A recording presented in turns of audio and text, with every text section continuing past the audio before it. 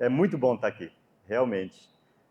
Nós fomos até pegos surpresa por uma hospitalidade que nós nem temos como agradecer.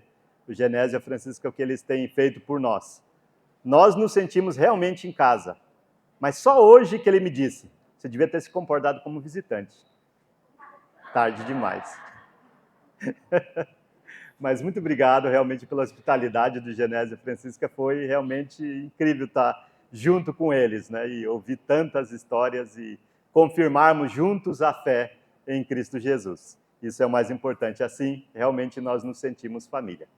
Bem, me deram um tema para falar sobre um casamento celestial, um casamento eterno, falar sobre família ao mesmo tempo. Vários assuntos aqui estão englobados. E o tema, basicamente, é esse casamento espiritual no aquilo que Deus juntou. O resto, nossa própria mente, cada um de nós sabemos o resto dessa frase, né? Mas é aquilo que Deus juntou. Então, o que é casamento? É aquilo. É aquilo que Deus juntou. E acontece com muita gente isso, né? Às vezes a gente está falando, sabe, o Barbosa, aconteceu aquilo com ele.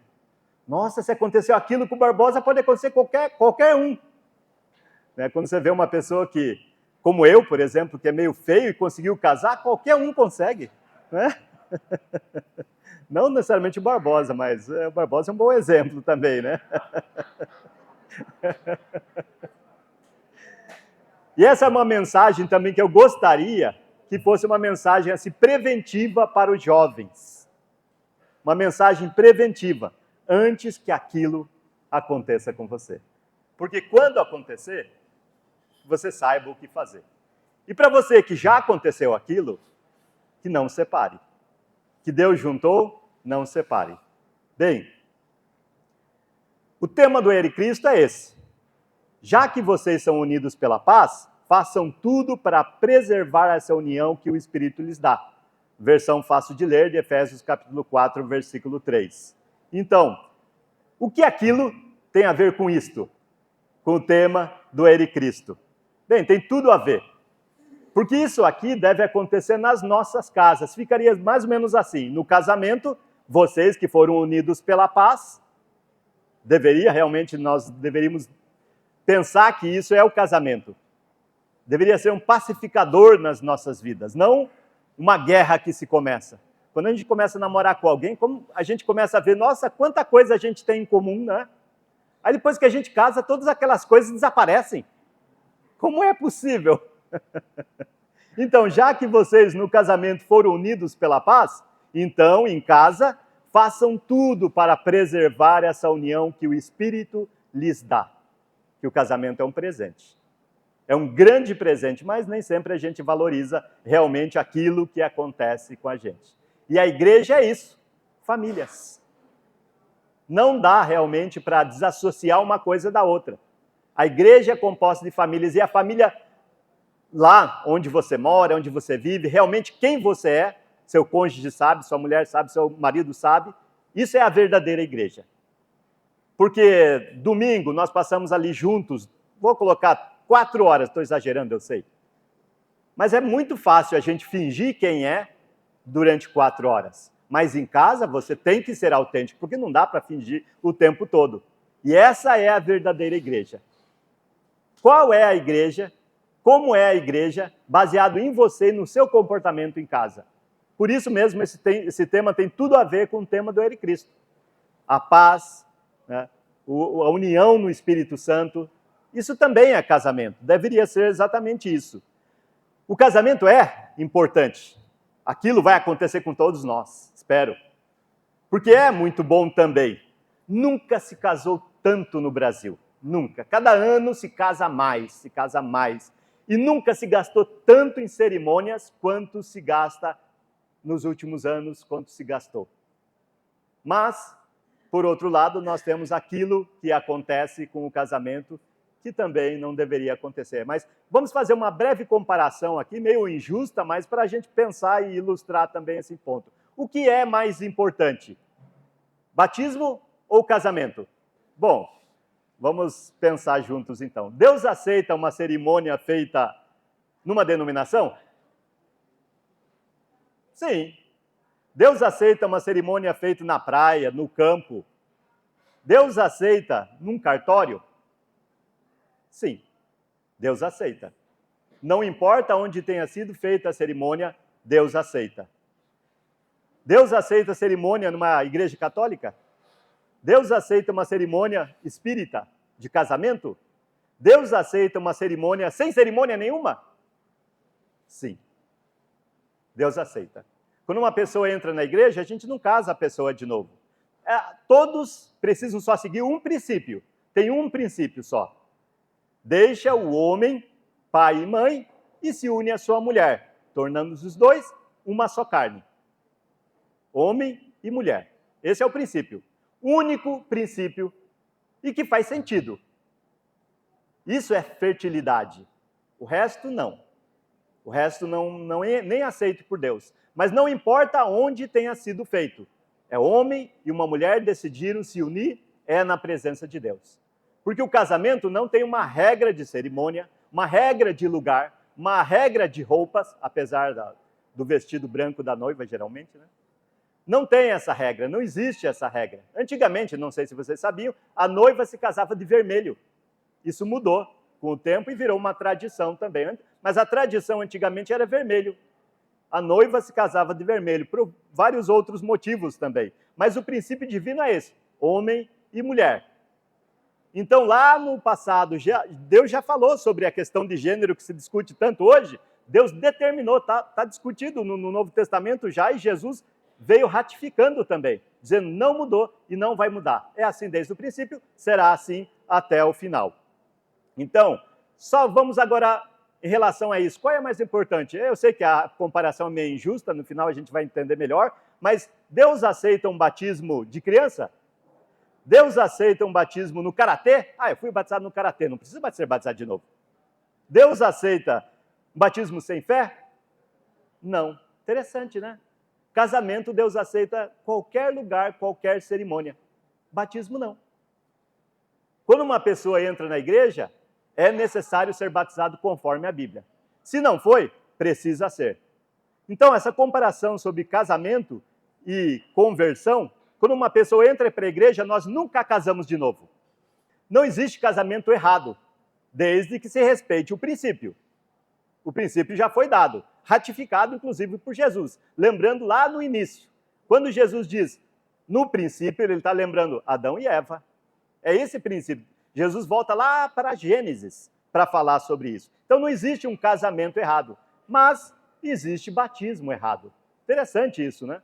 Batismo é o nosso casamento com Jesus, nossa união com Jesus. Assim como o casamento entre homem e mulher se torna os dois uma só carne, casamento, nós nos tornamos com Jesus um só corpo, a igreja.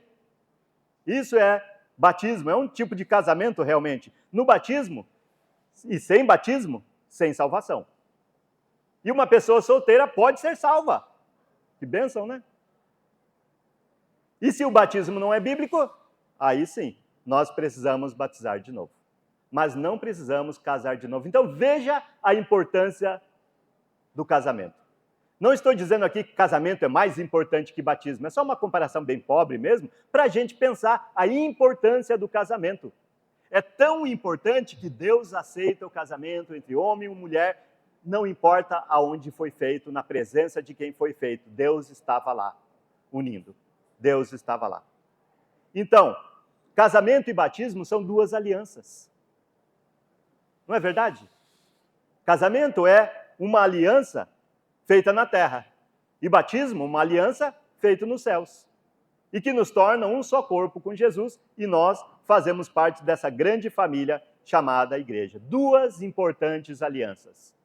São muito importantes essas duas alianças. E Deus detesta, odeia quebra de aliança. Inclusive Jesus fala, se você falar sim, é sim, não é não. Aliança. Nas coisas mais simples, o nível de Jesus é sempre lá no alto. Sempre lá no alto. Alguém disse uma vez, olha, quando você for fazer planos na sua vida, alguma coisa assim, tiver objetivos, mire sempre na estrela. Porque se você mirar numa águia, a águia é o pássaro ou um dos animais que voa mais alto. Mire na estrela, porque se você mirar na águia, você vai acertar uma pedra. Então sempre é lá em cima o nível de Jesus, lá em cima, não é por baixo. Ele não nivela nós por baixo, ele nivela nós por cima, ele espera o melhor de nós. Ele até nos compara com os religiosos no templo, os fariseus, ele diz, vocês devem exceder a justiça dos fariseus. Nós devemos ser melhores. Se nós, por exemplo, cantamos, como todos os crentes em geral cantam, nós devemos cantar melhor. Melhor do que todos, porque nós estamos cantando em verdade e em espírito. Deus aceita cânticos ruins? Aceita, sim. Mas se você pode fazer melhor, é isso que você tem que dar para ele. Deus aceita 2 moedinhas na oferta? Aceita. Mas se você tem no seu coração e no seu bolso recurso suficiente para ofertar, oferte o melhor. Deus aceita pouco, sim. De quem tem pouco? Da viúva pobre, tudo. 100%. Você não é aceitável sobra. Deus não aceita sobra. Assim como você também não gosta de sobra. Não é verdade? Você não gosta. Você não gosta de resto, de sobra, você não gosta. Nós não gostamos, porque nós somos imagem e semelhança de Deus. Nós queremos para nós o melhor. E nós devemos também dar para Deus, através inclusive de outras pessoas. Vai servir alguém? Faça o melhor. Tem um almoço na igreja. Vamos comprar refrigerante. Qual refrigerante que a gente vai comprar? O melhor. Porque é para Deus. E Deus gosta de bons refrigerantes. Porque realmente, servindo a igreja, servimos a Deus. Há 2 decisões, jovens principalmente, que ainda não talvez fizeram essa decisão, mas há 2 decisões muito importantes na vida. Sua salvação e com quem você vai casar. Essas são as 2 importantes decisões da vida. Sabe por quê? Porque esta segunda decisão, que é o casamento, pode afetar a primeira decisão, que é a salvação. Já vi muita gente, muitos jovens, fiéis no Senhor, estavam todo domingo animados, e aí eles começam a namorar com alguém fora da igreja. Eventualmente pode dar certo, mas é um grande risco, porque a maioria dos casos não vai dar certo. A Bíblia, inclusive, fala, não faça uma sociedade com alguém, sociedade, e principalmente nesse sentido, é uma grande sociedade, é uma aliança, e é uma aliança que é para ser eterna. Alguém que não anda na luz. Então, alguém até pode se opor a isso, sem problema. Tinha um conselheiro matrimonial, que ele também era um pregador, que ele começou a falar sobre isso livremente na igreja. Não case com pessoas fora da igreja. E uma mulher meio que se ofendeu e foi falar em particular com ele. E é isso que a gente deve fazer, né? Em falar em particular com o irmão primeiro. Principalmente se a gente acha que ele está errado. Então a gente vai lá e fala com ele. E ela foi e falou com ele, olha, eu discordo da sua opinião. Tem um tal caso lá que eu conheço e citou os nomes, ele não era da igreja e o casamento está dando certo. Eles são casados há 25 anos, até hoje. Muito bom. Você lembra mais algum caso? Eu lembro daquele outro caso e citou os nomes. Excelente, boa memória. Você lembra um terceiro caso? Eu não vou lembrar assim, disse a mulher. Eu talvez tenha que pensar um pouco mais. Aí ele estava no escritório dele, abriu a gaveta e falou, 1.500 casos para você analisar. Pessoas que casaram fora da igreja. Deu em separação. Isso é fato. Isso é simplesmente fato. Talvez você, homem que gosta de lógica como eu sempre falo para minha esposa, isso não tem sentido, isso não tem lógica. A gente é muito racional, às vezes demais até, não é? A primeira decisão mais importante da sua vida, salvação. A segunda decisão mais importante da sua vida, casamento. Porque se você não escolher bem com quem você vai casar, você vai afetar a sua salvação. Porque o relacionamento entre nós afeta o nosso relacionamento com Deus. O que é o mandamento? Amar a Deus sobre todas as coisas, sem dúvida. Mas esse mandamento sempre está ligado com aquele outro. Todo mundo sabe qual é, não é verdade? E ao teu próximo. Amar a Deus sobre todas as coisas e amar o teu próximo. E Jesus até deu um novo mandamento em cima disso. Como eu vos amei. E agora, aquela pessoa que você tinha tanta afinidade, está namorando, começa a dar problema no casamento. O que está acontecendo? Casamento. É isso que está acontecendo. É normal. Casal que não briga tem alguma coisa errada. Tem um casal que não brigava. E realmente era verdade, eles não brigavam. Ele mandava e ela obedecia. Fácil, né? Muito fácil assim. Mas acho que não é uma aliança isso. Não é uma aliança. Uma mulher, ela tinha um marido, mas ele era um carrasco. Ele fazia até listas para ela do que ela devia fazer durante o dia antes dele ir trabalhar. Colocava na geladeira, colocava no espelho e ela fazia. Mas ela se sentia lá no íntimo desgostosa de tudo isso. Muito triste, não tinha alegria na vida. Aconteceu, por acaso, que o marido morreu. De repente, um ataque fulminante do coração. E ela casou de novo, passou uns 2 anos, ela casou de novo. Um dia, ela estava sentada assim, pensando na nova vida que ela tinha. Nesse homem, novo marido, que a amava tanto. E ela começou, puxa, eu estou fazendo as mesmas listas que eu fazia antes.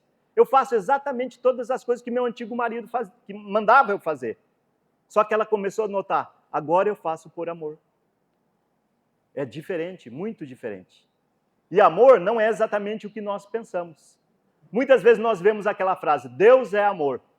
Nós deveríamos pensar e falar para o mundo, Deus não é amor. Quer dizer, o que o mundo pensa? O que o mundo pensa é o que é o amor. Eles pensam que aquilo também é Deus. Eles pensam que paixão, que não é amor, é Deus. Quando a Bíblia fala Deus é amor, ele está falando de Deus é ágape, o amor de Deus. Mas Deus não é eros, é um tipo de amor. Deus não é filos, é outro tipo de amor. Deus não é estorge, é outro tipo de amor. Na Bíblia tem 4 tipos de amor, mas só um desse tipo de amor é Deus. O amor sacrificial, o amor verdadeiro, o amor que tudo sofre, o amor que não se ufana, o amor que não morre de ciúmes. Esse é Deus. E é difícil a gente encontrar Deus no amor. Por quê? Deus é amor, mas amor não é Deus. Bom pensar sobre isso. Uma lady da Inglaterra, chamada Nancy Astor, ela era a viscondessa de Astor, ela até se elegeu deputada. E era lá na época de Winston Churchill. Ele era o primeiro-ministro. E como primeiro-ministro, nós sabemos como que é o governo. Se você está à frente, você é presidente, primeiro-ministro, você vai enfrentar críticas o tempo todo. Ele é um homem que venceu o nazismo, por exemplo. Todos os países da Europa foram tomados pelo nazismo, menos a Inglaterra. Resistiu bravamente e venceu as guerras. E ela, por algum motivo, tinha alguma rixa contra Winston Churchill. E os ingleses, como você deve saber, eles gostam muito de tomar chá. E então, ela disse para ele, se você fosse meu marido, eu envenenaria o seu chá. E ele respondeu, se eu fosse seu marido, eu beberia. Escolha muito bem. Escolha muito bem com quem você vai casar. Escolha bem, por quê? Para você não ter vontade de envenenar o chá, o café, a comida de ninguém. Escolha bem para você não ter o desejo de comer veneno, beber veneno. Então, jovens principalmente, escolham muito bem. Você que já escolheu, também tem solução. Para você também tem solução.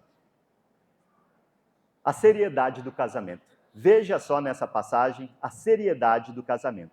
Ainda fazeis isto, cobris o altar do Senhor de lágrimas, de choro e de gemidos, de sorte que ele já não olha para a oferta, nem aceita com prazer a vossa mão. Eram pessoas que estavam tristes com seus relacionamentos, com seus casamentos, iam chorar lá na presença de Deus. Parece que estavam fazendo certo, não é? Mas Deus nem aceitava isso, nem sequer a oferta deles. Até no Novo Testamento nós somos instruídos, você tem uma oferta para o Senhor, deixa a sua oferta ali, vai se reconciliar com seu irmão, depois volta, faz essa oferta, senão Deus não vai aceitar. Isso é sério. Relacionamento assim, vertical, é tão importante quanto o relacionamento horizontal, vice-versa. Então, eles faziam isso, choravam, lágrimas, gemidos, mas lágrimas de crocodilo, como dizem. E perguntais, por quê? Por que o Senhor não nos aceita? Porque o Senhor foi testemunha da aliança entre ti e a mulher da tua mocidade, com a qual fostes desleal. sendo ela a tua companheira e a mulher da tua aliança. Não fez o Senhor um, mesmo que havendo nele um pouco de espírito? E por que somente um? Ele buscava uma descendência prometida. Portanto, cuidai vós mesmos. Ninguém seja infiel para com a sua mulher, a mulher da sua mocidade. Porque o Senhor, Deus de Israel, diz que odeia o divórcio. Isso é sério e é verdade até hoje. Não mudou nada. Deus odeia o divórcio. E também aquele que cobre de violência as suas vestes. Às vezes é o papel do marido, né, de ser violento. Deus odeia também. Diz o Senhor dos Exércitos. Portanto, cuidai de vós mesmos e não sejais infiéis. Malaquias, capítulo 2, versículos 13 ao 16. Isso não mudou. O argumento, está no Velho Testamento, não cabe para essa passagem.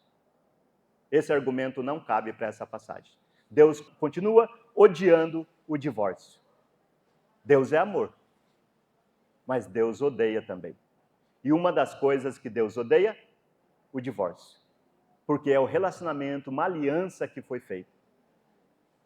Tem uma outra passagem em Provérbios, se não me engano, que ele diz as 7 coisas que Deus odeia e a 8ª ele abomina.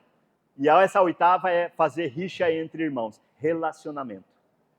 Novamente, Deus odeia a quebra da aliança. Deus odeia. Aquilo que Deus juntou, não separe. Vamos respeitar a Deus, pelo menos.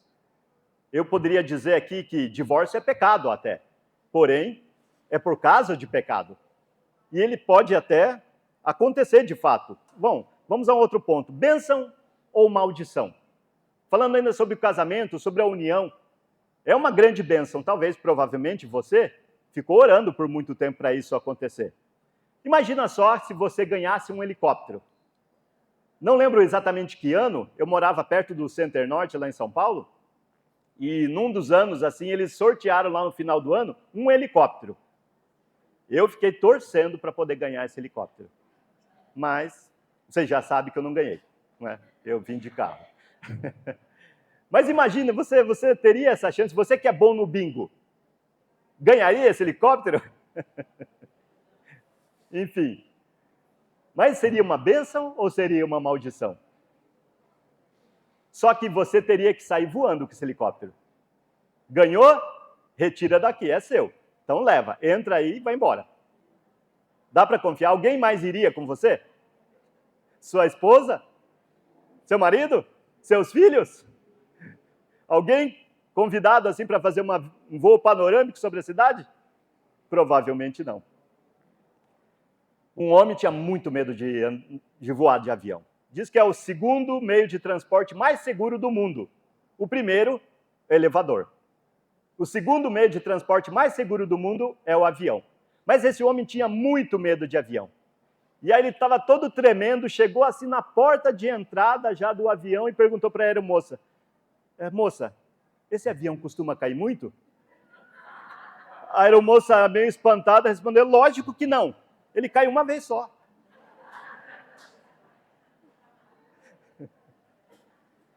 Imagina agora, esse é o casamento e você é o piloto. Esse é o casamento e você é o piloto. Você estudou para poder pilotar? Não sei quando você estava namorando, né? Sua futura esposa passava e falava, opa, que avião, hein? Então, você pode pilotar? Você tem brevet para pilotar? Você precisa se preparar. A gente não nasce sabendo e nem sequer deveria fazer um curso para pilotar esse avião, porque é necessário. Caso contrário, ele vai cair.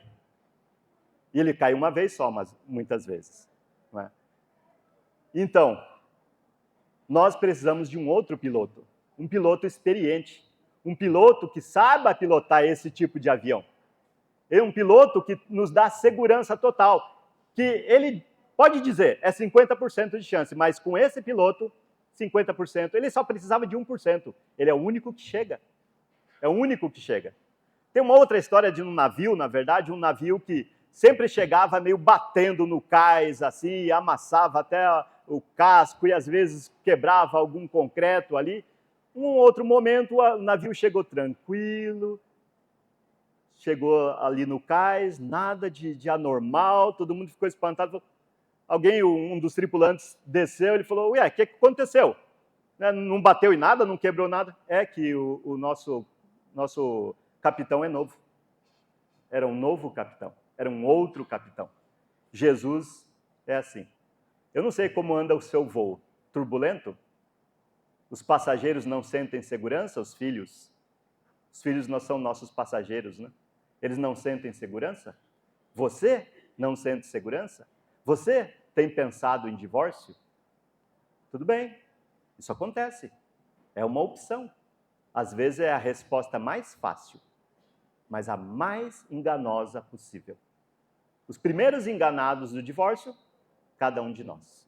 Nós primeiros temos que nos convencer, nos enganar, para depois começar a conversar realmente sobre isso. Deixe Jesus pilotar o seu casamento. Ele sabe muito bem como que sua esposa funciona. Ele tem o manual.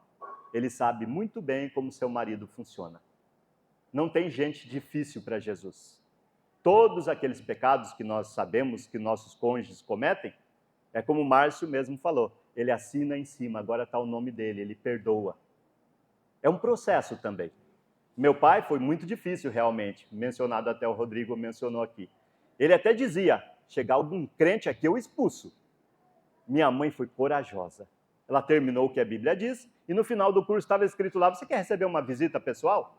E ela disse sim. E alguém foi visitar a gente lá, e meu pai saiu de casa. Quando a pessoa ia embora, ele voltava. Era sempre assim. Um dia, ela começou a aprender a orar, a cantar. Ela não frequentava exatamente a igreja, mas ela começou a aprender. Depois eu soube mais tarde que ela frequentava a escola da Bíblia. E nós, junto com ela, criancinhas, nós vimos as várias brigas que eles tiveram. Um dia eles brigaram muito feio, mais um dos dias. E ela estava subindo a escada e nós, as criancinhas, atrás dela.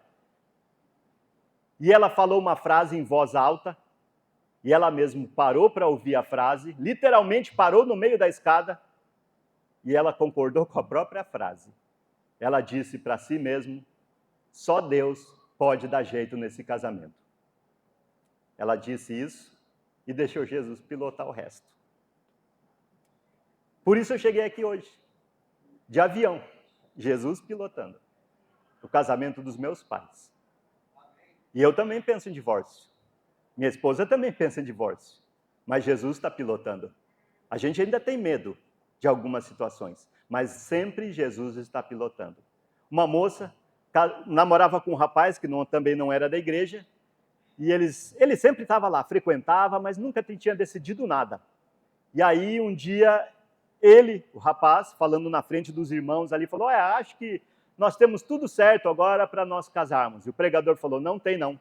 Esse casamento não vai dar certo. Na frente de todo mundo, ele se assustou e perguntou, mas por quê? Porque o casamento, para dar certo, precisa de 3 pessoas, e vocês são só 2. A moça era cristã, mas ele não. E ele ficou com o semblante até mudado. O pregador ficou até um pouco com remorso. Ele falou, eu acho que eu ofendi aquele rapaz. Mas, durante a semana, alguns dias se passaram, numa quinta-feira assim, a moça ligou para ele e falou, olha, meu namorado, meu noivo, ficou muito impactado com suas palavras. Ele quer estudar a Bíblia com você. E ele se converteu. E o casamento deu certo. Precisa de 3 pessoas para pilotar esse avião. E uma delas tem experiência. Por que um avião é tão seguro? Por quê? Sabe por quê? Tem 2 motivos, manutenção e checagem. Eles estão chegando, tem um avião passando agora, não sei se estão ouvindo barulho. Sabe o que tem no avião? Vários radares. E ele está mandando as informações para a torre de controle o tempo todo, o tempo todo. A torre de controle sabe exatamente onde está o avião. E eles também fazem manutenção constante. Todos os voos que vão acontecer, antes de acontecer, tem uma manutenção. E é isso que a gente precisa fazer nos nossos casamentos. Eu e a Teca estávamos nos preparando para ser missionários numa cidade no Centro-Oeste. E aí, uma das instruções era escolham um mentor. E vão falar com ele, vão pegar conselhos, etc. Acabamos não indo para a missão, mas escolhemos um mentor, nosso irmão Walter Lapa, inclusive fez o nosso casamento. Mas ele não tem culpa dos nossos problemas.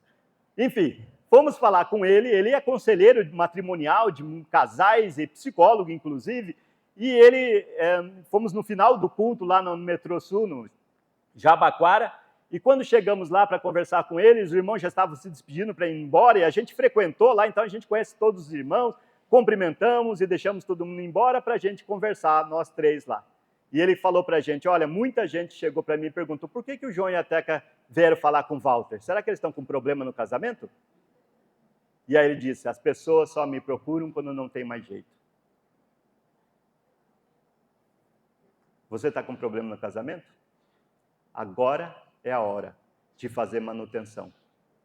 Não quando não tiver mais jeito, quando o avião tiver para cair. Contrate um novo piloto para o seu voo. Tudo vai dar certo. Com Jesus no avião, tudo dá certo. Mas sem ele, faça checagem constante. Mostre para ele onde está o seu casamento o tempo todo. Manda informações para a torre de controle. Deixe ele dirigir o seu casamento. Precisa de 3 pessoas para isso. Segundo o IBGE, 50% de chance de divórcio os casamentos no Brasil. Nunca se casou tanto no Brasil. Nunca se divorciou tanto no Brasil. O primeiro casamento é 50% de chance de divórcio. O segundo casamento, segundo o IBGE, termina em divórcio mais do que o primeiro. 80% de chances. Divórcio não é a solução. Divórcio não é uma solução. É um novo problema que você não tinha e que você vai ter que levar para o resto da vida. E se você casar de novo, vai levar para essa nova família. Não importa o que tenha acontecido, não importa se você não era culpado. Infelizmente, é uma realidade. Mas existe realmente essa situação que precisamos. Até o governo está dizendo isso. Divórcio não é a solução. A solução é outra.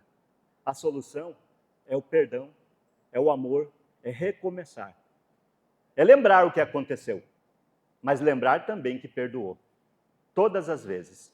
E perdão devia ser o sinônimo de casamento. Talvez todos já lembram do nosso irmão Howard Norton, falecido recentemente. Ele estava fazendo, acho que, 45, 50 anos de casamento, inclusive ele estava lá em Campo Grande, dando aulas lá na Sercris, e um dia alguém perguntou para ele lá, o senhor já pensou em se divorciar? E a resposta é lógica, nunca. Mas ele falou, depois pensou um pouquinho e falou, mas eu já pensei em matar ela umas 3 vezes. Porque Deus odeia o divórcio. Deus ama o pecador. Nós dois somos pecadores. Deus ama.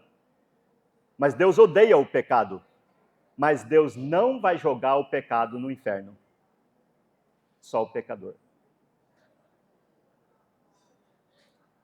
Ele pode aceitar o divórcio. Deus odeia o divórcio. Mas ele pode até aceitar o divórcio. Abram comigo Mateus capítulo 19, vocês devem conhecer, espero que conheçam, é necessário conhecer essa passagem. Mateus 19, versículo 3 ao 9. Os fariseus, eles vinham lá com as leis do Velho Testamento, e não eram só leis, eram interpretações, e que viraram tradições. Segundo o Velho Testamento, o homem, muito injusto, né? O homem tinha todo o direito, e a mulher não. A mulher não podia pedir divórcio. Mas você sabe que hoje em dia a coisa mudou? Sabe quem pede o divórcio hoje em dia? As mulheres. Porque realmente elas são muito pacientes. Porque elas dão chances, e o homem não muda. Porque se ele não muda, aí então ela toma uma atitude.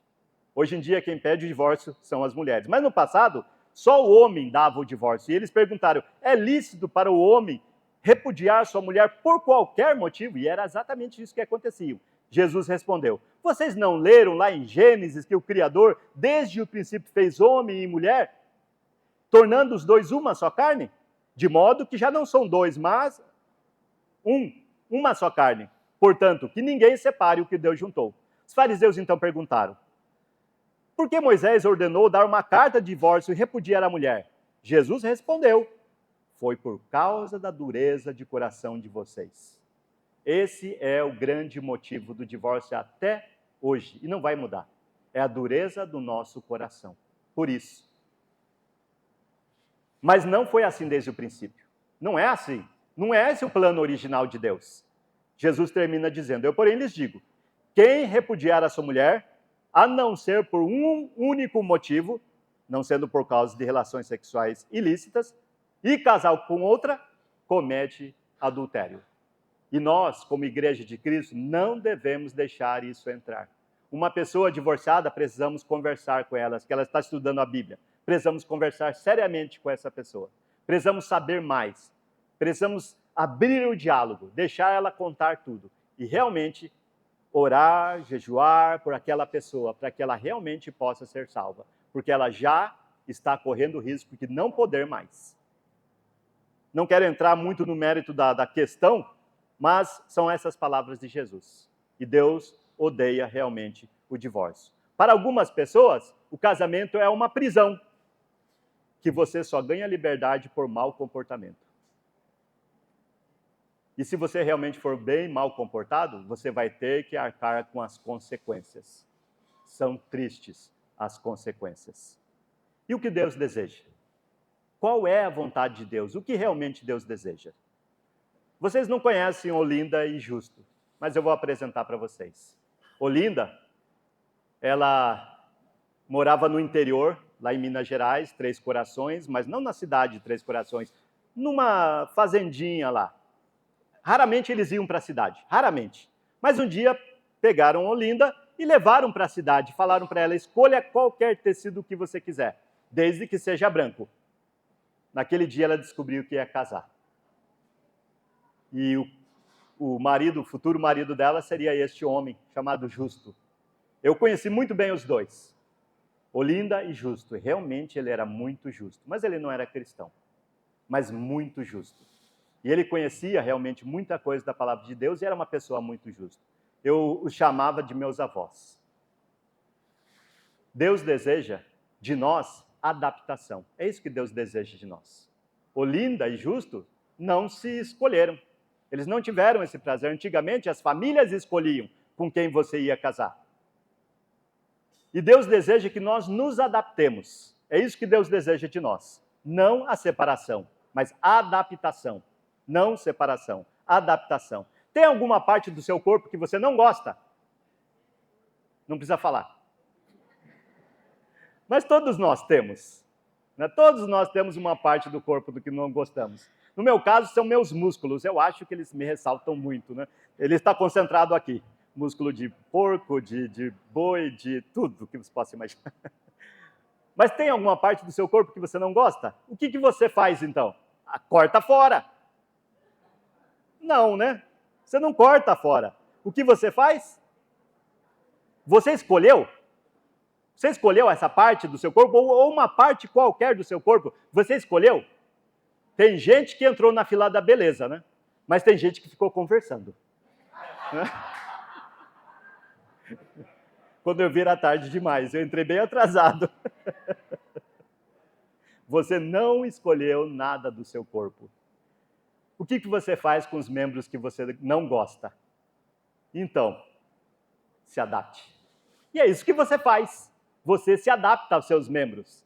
Nariz, orelha, cabelo, barriga, pés, meu tornozelo. Socorro, né? Você se adapta. E às vezes você até se chama de bonito, pelo menos uma pessoa na vida, né? E talvez a sua mãe. Minha mãe sempre me chamava de bonito, né? Até quando eu fazia coisa errada. Bonito, hein? Seu cônjuge, seu esposo, seu marido, sua mulher, foi você que escolheu. Que bênção, né? Você escolheu. Você olhou assim e disse: ah, é essa. Né? Carne da minha carne, sangue do meu sangue, ossos dos meus ossos, né?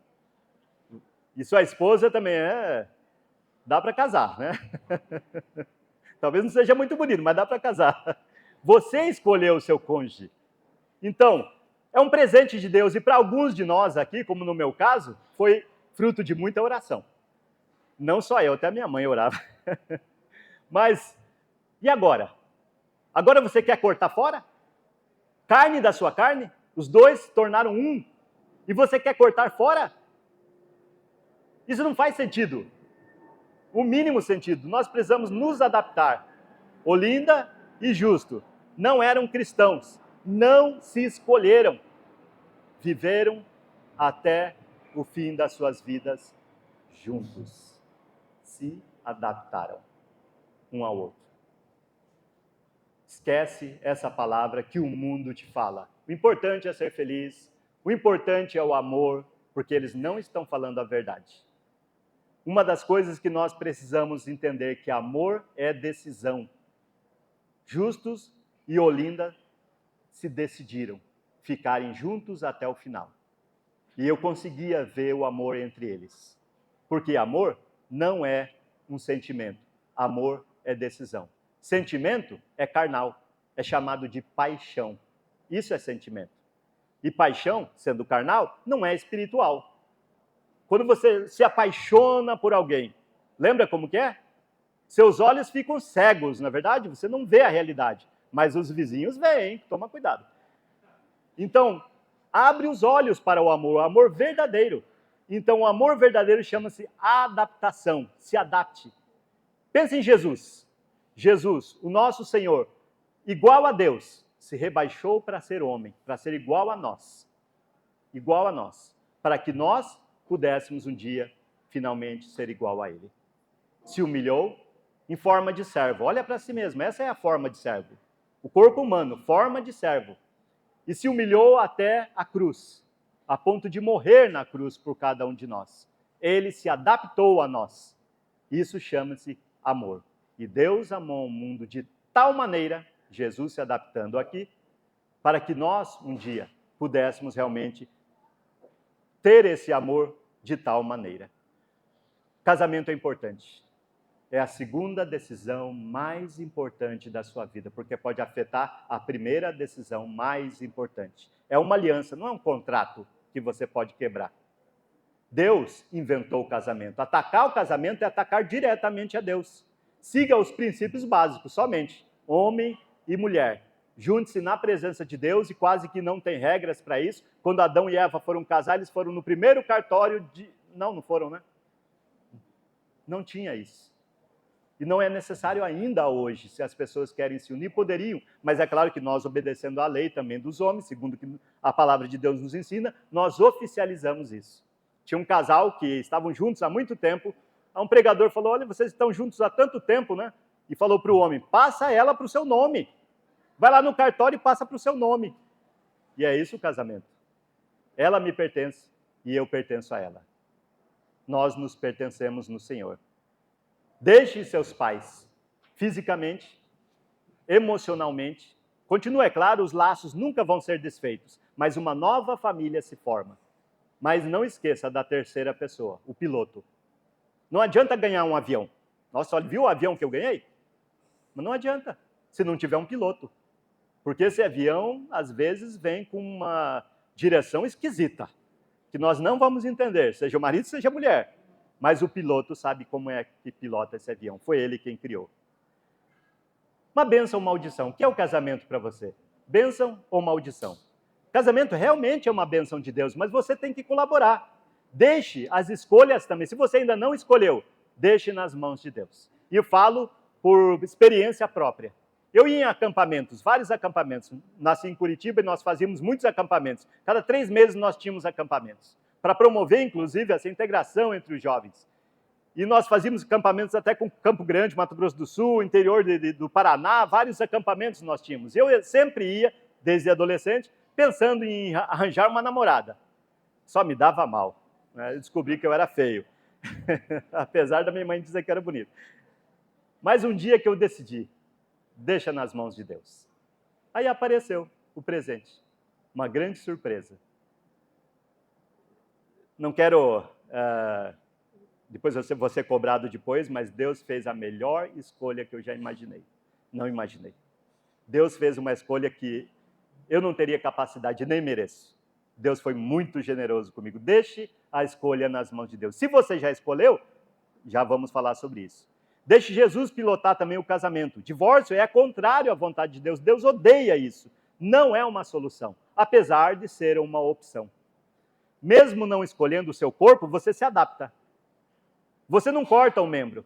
Agora, sua esposa, seu marido é membro do seu corpo. Não corte, vai doer. E tem consequências tão tristes, principalmente quando existem ainda crianças. E não é por elas, crianças não são tão importantes quanto marido e mulher.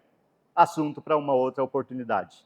Você escolheu sua esposa, seu marido, se adapte. Isso é racional. Irracional é dizer, eu quero me separar. Porque lá perante Deus, não tem como. A não ser por um motivo, por mau comportamento. Aí você também não vai poder casar de novo também. Bom, não vou entrar novamente na questão. E amor é uma decisão. Decida amar agora sua esposa. Decida amar agora seu marido. E ainda lembrando de Efésios, capítulo 5, ele fala sobre submissão. Mulheres, sejam submissas aos maridos como a Jesus. Como se ele fosse Jesus. Porque às vezes Jesus vem de formas tão estranhas, né? Vem mal cheiroso, vem como um alcoólatra. Ainda assim não deixa de ser Jesus. Na pessoa do seu marido e da sua esposa também. Mas aí o resto da passagem lá de Efésios capítulo 5, ele fala 3 versículos para as mulheres. O resto é para os homens. Maridos, amai vossas mulheres como Jesus amou a igreja. Qual é mais fácil? Ser igreja ou ser Jesus? Ser igreja é fácil. E nós nos submetemos a Jesus. Por quê? Porque ele morreu na cruz por nós. E é isso que os maridos devem fazer por suas mulheres. Se sacrificarem a ponto de serem parecidos com Jesus. Que Deus seja louvado e que nós possamos manter essa união feita no Espírito, que nós possamos manter essa união para o bem das nossas famílias e para o bem da igreja. Deus seja louvado.